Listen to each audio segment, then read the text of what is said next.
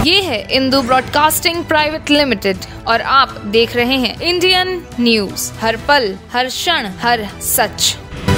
Def connect 4.0 में रक्षा मंत्री राजनाथ सिंह ने आत्मनिर्भरता के महत्व पर जोर दिया, जहां उन्होंने कहा 2014 में हमारी सरकार के सत्ता में आने के तुरंत बाद पीएम मोदी ने आत्मनिर्भरता का नारा दिया। रक्षा मंत्री ने बताया कि आत्मनिर्भरता की दिशा में निजी क्षेत्र की भागीदारी की कमी एक बड़ी बाधा रही है, जिसे दूर करने के लिए सरकार ने काम करना शुरू किया है। इसी के साथ उन्होंने यह भी कहा कि रक्षा क्षेत्र में आत्मनिर्भरता के 2 प्रमुख आयामों का उल्लेख किया गया है।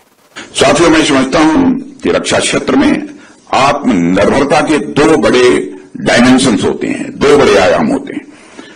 पहला डायमेंशन रहा है उन आर्म्स एंड इक्विपमेंट के प्रोडक्शन का, जिनकी टेक्नोलॉजी तो उपलब्ध थी, परंतु प्रोडक्शन कैपेसिटी का अभाव था या कहीं न कहीं उनमें क्वालिटी की कमी थी। यह ज्यादातर कन्वेंशनल प्रकार के थे।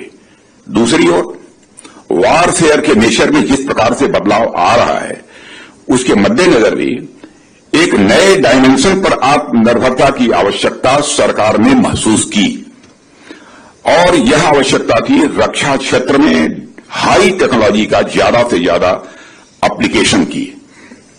साथियों, इस प्रकार के कटिंग एज टेक्नोलॉजीज के डेवलपमेंट की दिशा में अब तक तो हमने अपने in house research and development तथा डीआरडीओ जैसी संस्थाओं को काम करते हुए देखा था, लेकिन अब बीते कुछ वर्षों से हम इन एडवांस टेक्नोलॉजीज के डेवलपमेंट की दिशा में प्राइवेट सेक्टर की भी अच्छी खासी भूमिका स्पष्ट रूप से देख रहे हैं।